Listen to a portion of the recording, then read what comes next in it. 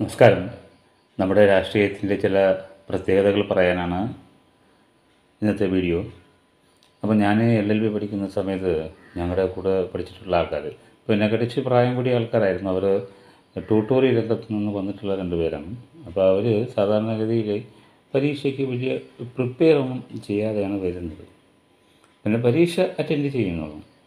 അപ്പം നമ്മൾ പരീക്ഷ ഇങ്ങനെ കുറച്ചൊക്കെ എഴുതി ഇങ്ങനെ തളർന്ന് കൈയൊക്കെ തളർന്ന് ഇങ്ങനെ നിൽക്കുന്ന സമയത്ത് ബസ് സ്റ്റോപ്പിൽ വെച്ചായിരിക്കും കാണുന്നത്. അനിയ പരീക്ഷ എങ്ങനെയുണ്ടായിരുന്നു? പറയും, അനിയ ക്വസ്റ്റ്യൻ പേപ്പർ മുഴുവനും ഭയങ്കര ഗ്രാമർ മിസ്റ്റേക്കാണ് അനിയെന്ന് പറയും. സംഭവം അവർ വലിയ പ്രിപ്പയർ ചെയ്യാതെയാണ് വരുന്നത് പരീക്ഷയ്ക്ക്, അതുകൊണ്ടാണ്. അപ്പോൾ അവർ നമ്മുടെ റെഗുലർ ടൈമിൽ പരീക്ഷയ്ക്ക് എങ്ങനെ എല്ലാ സമയം അതുപോലെ എല്ലാ പരീക്ഷയ്ക്കും ഗ്രാമർ മിസ്റ്റേക്കാണ്. അത് പരീക്ഷ പാസ്സാകാതെ പിന്നീട് അവർ സപ്ലി ആയിട്ട് എഴുതി പാസ്സായി ഇപ്പോൾ വക്കീലന്മാരാണ്. അപ്പോൾ അങ്ങനെയുള്ള ആണ്. ഇപ്പോൾ ചില രാഷ്ട്രീയ പാർട്ടികളുടെ ചില പ്രകടനം കാണുമ്പോൾ ഇപ്പോഴങ്ങനെ തോന്നാറുണ്ട്. അപ്പോൾ ഈ വോട്ടിൻ്റെ പ്രശ്നവും വോട്ടേഴ്സ് ലിസ്റ്റിൻ്റെ പ്രശ്നമൊക്കെ നമ്മുടെ ഭാരതത്തെ സംബന്ധിച്ചിടത്തോളം അത് ഒരിക്കലും പെട്ടെന്നൊന്നും പരിഹരിക്കാൻ പറ്റത്തില്ല. കാര്യം അതിനകത്ത് ചില ഇററൊക്കെ എപ്പോഴും വന്നുകൂടും. പക്ഷേ എങ്കിലും ഈ തിരഞ്ഞെടുപ്പ് സമയത്ത് ഉന്നയിച്ച ഈ ഗവൺമെൻറ് പരാതികളൊക്കെ അതിനകത്തൊന്നും യാഥാർത്ഥ്യമില്ല എന്ന് തെളിഞ്ഞു കഴിഞ്ഞു. അപ്പോൾ നമുക്ക് ജനാധിപത്യ രീതിയിലാണ് ഇന്ത്യ ഭരിക്കപ്പെട്ടുകൊണ്ട് പോകുന്നത്. മറ്റ് ജനാധിപത്യത്തിന് എന്തൊക്കെ പോരായ്മകളുണ്ടെങ്കിലും അതിനാണ് കൂടുതൽ പ്രാധാന്യം കൊടുത്ത് പോകുന്നത്. അപ്പോൾ നമുക്ക് മറ്റൊരു രീതി വന്നിട്ടുമില്ല. അപ്പോൾ നമുക്ക് കൂടെ ചെയ്യാനുള്ളതെന്ന് പറഞ്ഞാൽ ജനാധിപത്യത്തിൽ കൂടുതൽ മെച്ചപ്പെട്ട രീതിയിൽ കൊണ്ടുപോകുക എന്നുള്ളതാണ്. അപ്പോൾ അതിന് വേണ്ടിയിട്ട് ഇന്ത്യൻ ഭരണഘടന എടുത്തിരിക്കുമ്പോൾ ഇന്ത്യൻ ഭരണഘടന വിദേശ ഭരണഘടനകളെ അടിസ്ഥാനമാക്കിയാണ് ക്രമീകരിച്ചിരിക്കുന്നത്. പക്ഷെ അവിടെയൊന്നും ഈ ജാതി സിസ്റ്റമൊന്നുമില്ല. എങ്കിലും അംബേദ്കറുടെ ദൃഢനിശ്ചയം കൊണ്ട് അദ്ദേഹത്തിൻ്റെ സമുദായത്തിനുമായിട്ടുള്ള ഒരു പ്രാതിനിധ്യം എല്ലാ ഭരണരംഗത്തും ഉണ്ട്. ഇന്ത്യയിലെ എല്ലാ ഭരണ സഭകളിലുമുണ്ട്. പക്ഷെ മറ്റു ചില സമുദായങ്ങൾക്ക് അതുപോലെ പ്രാതിനിധ്യം കിട്ടുന്നില്ല.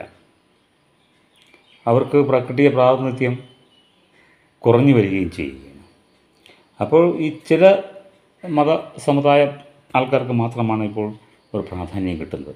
അത് മാറി ഭാരതത്തിലെ ജനസംഖ്യ അടിസ്ഥാനത്തിൽ എല്ലാ സമുദായങ്ങൾക്കും പ്രാതിനിധ്യം കിട്ടുന്ന ഒരു ഭരണം അല്ലെങ്കിൽ ഭരണഘടന നമ്മൾ അമെൻഡ് ചെയ്ത് വരണം. അപ്പോഴെല്ലാവർക്കും പ്രാതിനിധ്യം കിട്ടുകയും എല്ലാ സമുദായത്തിൽപ്പെട്ട ആൾക്കാർക്കും ഭരണരംഗങ്ങളിൽ ഉയർന്ന രംഗങ്ങളിലേക്ക് എത്താൻ പറ്റും.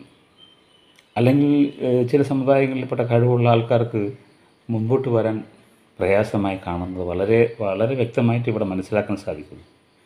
അപ്പോൾ എല്ലാ സമുദായങ്ങളും അവർക്ക് പ്രാതിനിധ്യം കിട്ടാത്ത ചില സമുദായങ്ങളെല്ലാവരും ഒരുമിച്ച് നിൽക്കുകയും മറ്റുള്ള സമുദായങ്ങളുടെ പ്രാതിനിധ്യം എടുത്ത് കളയണമെന്നല്ല പറയുന്നത്.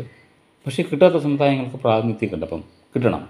ഇന്ത്യയുടെ വികസനം എന്ന് പറയുന്നത് എല്ലാ സമുദായങ്ങളുടെയും വികസനമാണല്ലോ. അപ്പോൾ ഒരു സമുദായത്തിൽപ്പെട്ട ആൾക്ക് കൃത്യമായി അവരുടെ പ്രശ്നങ്ങൾ മനസ്സിലാക്കാൻ പറ്റും. മറ്റു സമുദായ ആൾക്കാർ പറഞ്ഞ് മനസ്സിലാക്കുന്നതിനെക്കാട്ടി അവർക്ക് തന്നെ പറഞ്ഞ് മനസ്സിലാക്കാൻ സാധിക്കും. അങ്ങനെ ഒരുപാട് പ്രാധാന്യം അതിനുണ്ട്. അല്ലാതെ ഈ ജാതി സമ്പ്രദായത്തെ എന്തോ ഒരു പാവമായിട്ടോ അല്ലെങ്കിൽ ഒരു പ്രശ്നമായിട്ടോ കാണുന്ന രീതിയിലുള്ള നിർത്തണം.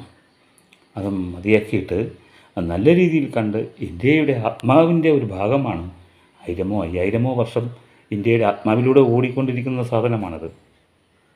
അപ്പോൾ ആ രീതിയിൽ തന്നെയാണ് നമുക്ക് ഭരണം മുന്നോട്ട് കൊണ്ടുപോകേണ്ടത്. അപ്പോൾ അതിനുവേണ്ടി എല്ലാവരും ഒരുമിക്കണമെന്നാണ്. ഒരു ഭരണഘടന അമെൻമെൻറ്റിനുൾപ്പെടെ എല്ലാവരും ഒരുമിച്ച് നിന്ന് രാജ്യത്തിൻ്റെ വികസനത്തെ സാധ്യമാക്കണം എന്നുള്ളതാണ്.